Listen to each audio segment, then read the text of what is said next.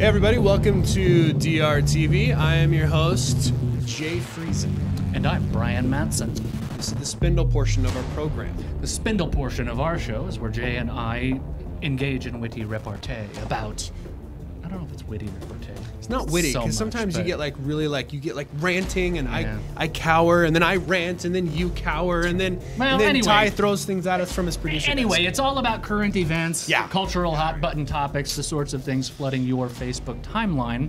And we seek to do it through the lens of our Christian faith. Seek. And sometimes we fail, but we try. We make a We do. valiant We are effort. making an effort. So Jay, do you like my new gold shirt? You mean the blue one? I'm sorry, what? No, my gold shirt.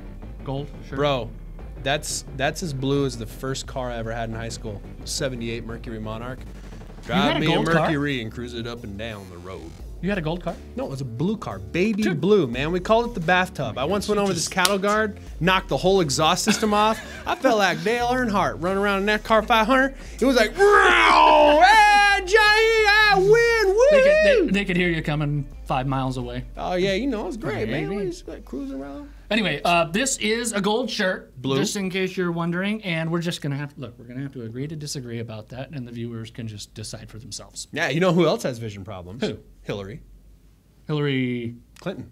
Oh yeah. Remember she had a fall a little while back, and when she came back, she had those giant Coke bottle glasses. You know, she. Or we can definitely- say she thought Bill was attractive. Yeah.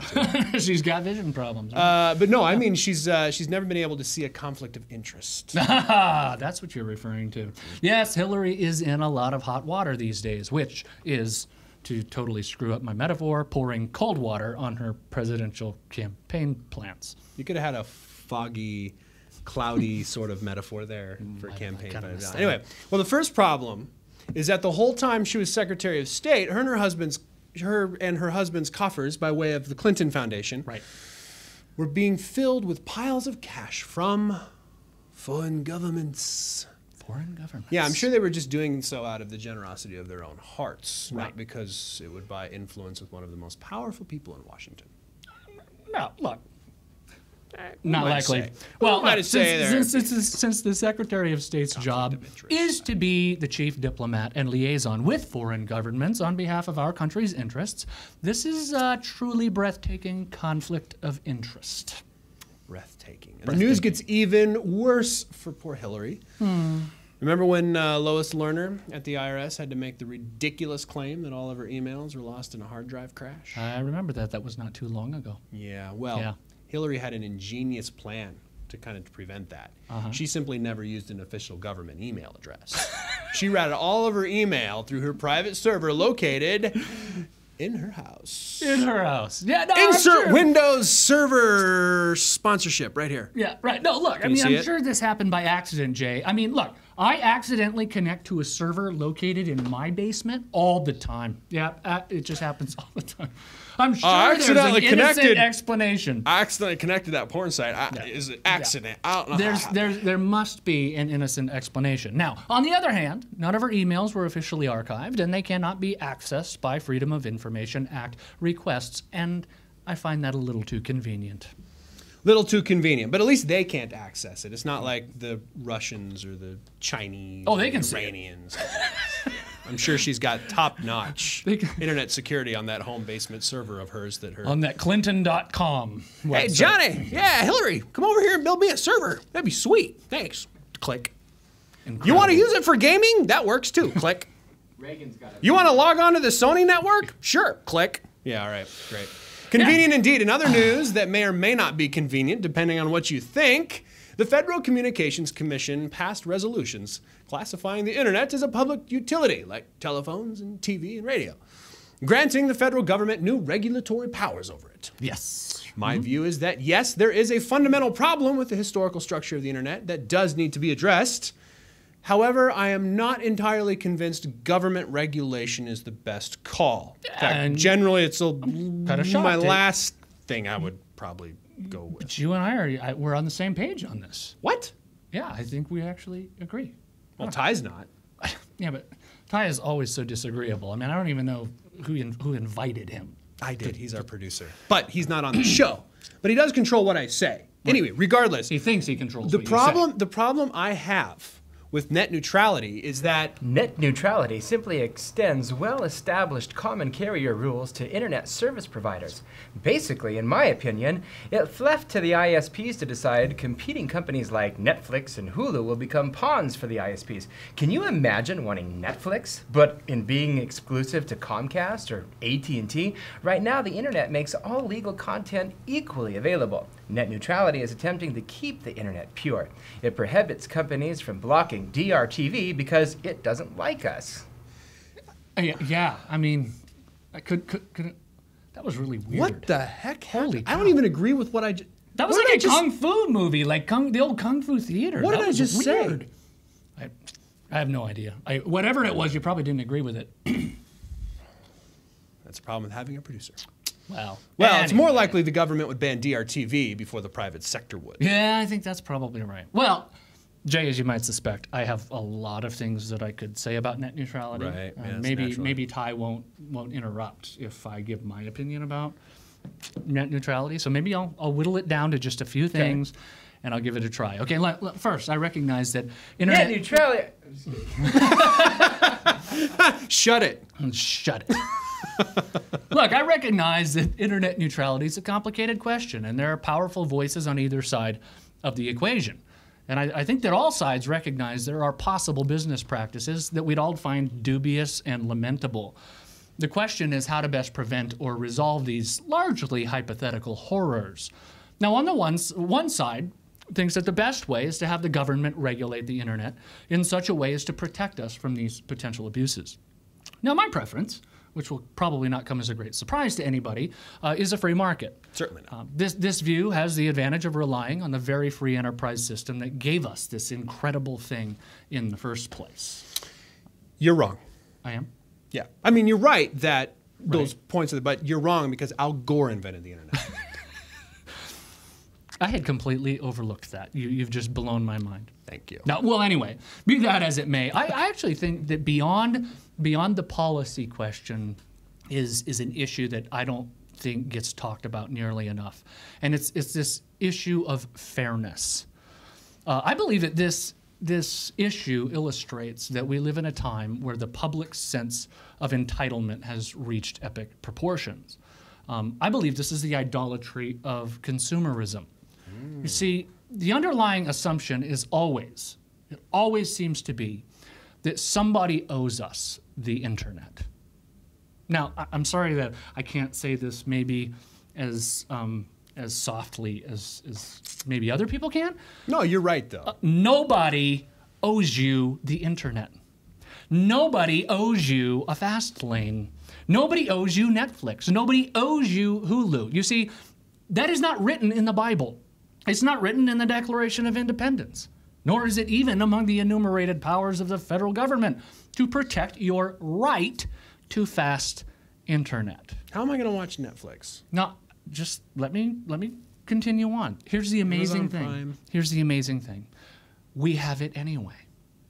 You see, without anybody forcing anybody to do anything, without a single gun held to anybody's head to enforce some mythical right that you have, with nary a federal regulator showing up with a clipboard, the financial incentives of a free marketplace gave you affordable internet.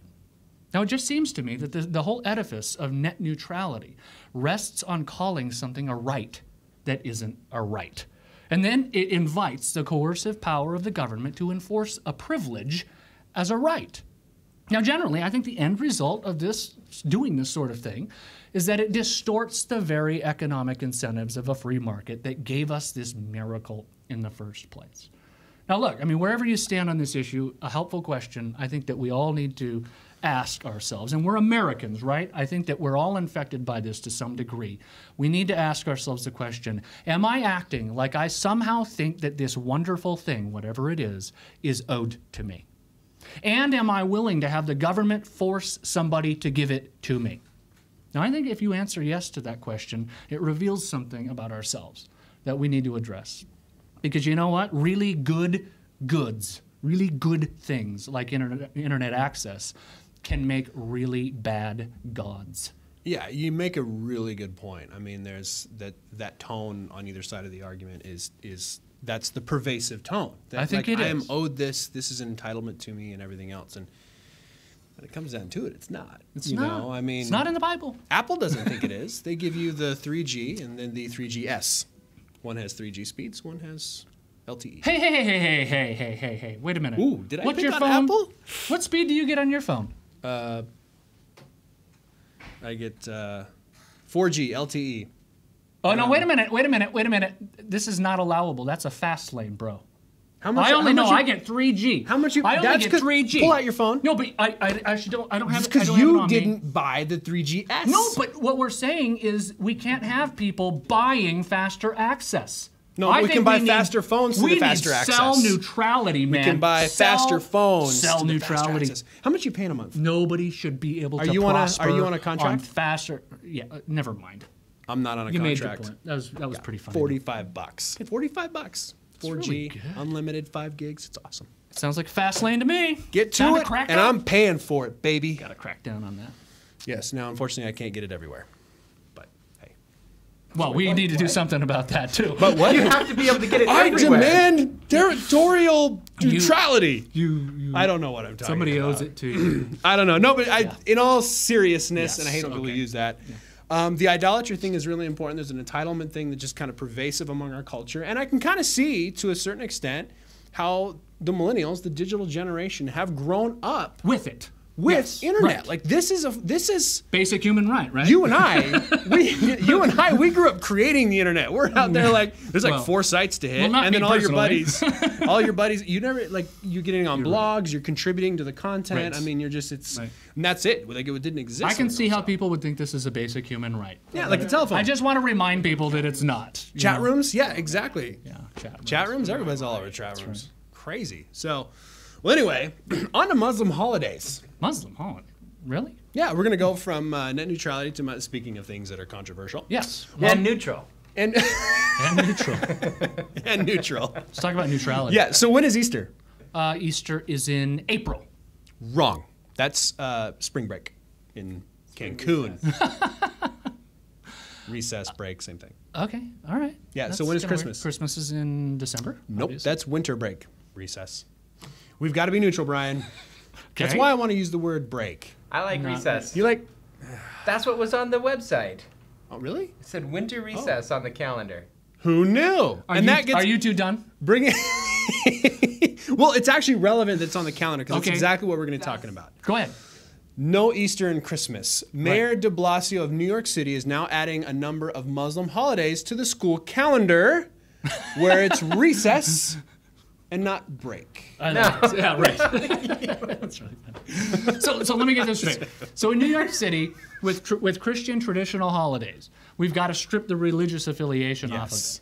But that's not the case when it comes to Muslim holidays. No, because they're that not actually religious. have no tradition in this No, country. Islam isn't religious. Yeah, or the year. No, that's Yeah, kind of but anyway, weird. it sounds like some atheists need to get with your lawsuits already. Come on, guys. Yeah, Keep really. going. No Well, kidding. before you know it, kids won't be able to get pigs in a blanket in the cafeteria lunch line anymore. Unless they're turkey sausage. They're going to be called Turkey gobblers. That's the sausage. national What do bird. you call No, that? wait, it's a Turkey in a carnivore. blanket, something Turkey like in a that. blanket? But at least we won't have to look at any nativity scenes anymore. Speaking of Bethlehem and nativity scenes, that's a perfect segue to Benjamin Netanyahu. Wow. that Benjamin was pretty good. Netanyahu. You know what my joke was here? No. Is because I've been paying so little attention. I pride myself on being an informed citizen. Not. Speaking of the 90s and Yeah. pre-internet days. I was like, you know what? What is this? Netflix, Netscape meets Yahoo and like some Netscape merging? and Because Yahoo that is merged. about as much attention as I've been paying. So Brian, please Wow. enlighten me. And then you get why little BBs. you get little BBs. Little BB Kings. Why should I care about the Israeli Prime Minister giving a speech to the White House? Okay, well, he is the Prime Minister of Israel, and he did give a very important speech to a joint session of Congress Oh, not the White House? this week. No, it was before a Because joint I heard session. Obama wasn't invited either. Yeah, he didn't want to come. And it was a joint session of Congress, and he was speaking on Iran's quest for nuclear weapons. Okay. We've been hearing about that forever. Yes. Iran's always trying to build a nuclear weapon. Right. Well, the new thing is that President Obama is close to achieving a deal with Iran. Now, that hasn't been the case before. So Netanyahu explained yesterday why such a deal is bad and that we should not accept it. What did he say? Well, I don't want to repeat the whole speech Okay, to you. what I told should- you what to should watch be- it, and you didn't watch it. You're so lazy. You didn't watch the speech. I'm not going to recite it for you. I think my exact words when you sent it to me, Brian, were I don't have time for add it. this. I will add it to the other 12 must-do things on my list today. I know. Well, look, I would encourage everybody to go and watch it, and I'll tell you what I thought of it, though.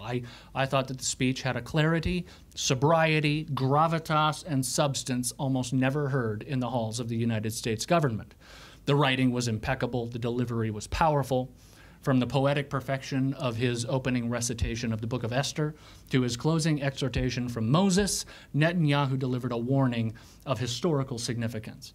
And my only worry is that someday we're going to look back and remember this speech with regret that we did not heed the warning.